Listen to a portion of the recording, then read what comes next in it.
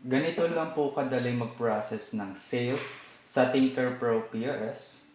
Pwede po tayong mag-search ng item name o kaya naman pwede tayong mag-search using barcode scanner. So, i-scan lang po natin siya ng paganyan. Mag-a-appear na po siya sa screen.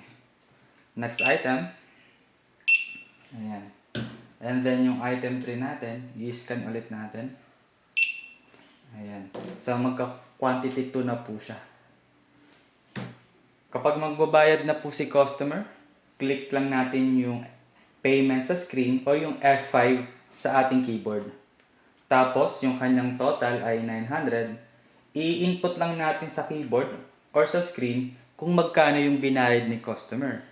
Halimbawa, nagbayad siya ng 1,000, automatic nang kinocompute ng system yung kanyang sukli. Enter lang natin. And then, select natin kung cash yung binayad ni customer or e-wallet or credit card. And then, enter na po natin. Ang last step lang po natin ay yung pagpiprint ng resibo. So, enter lang po natin yan. Automatic nang mag-open yung ating cash drawer at saka magpiprint yung ating resibo.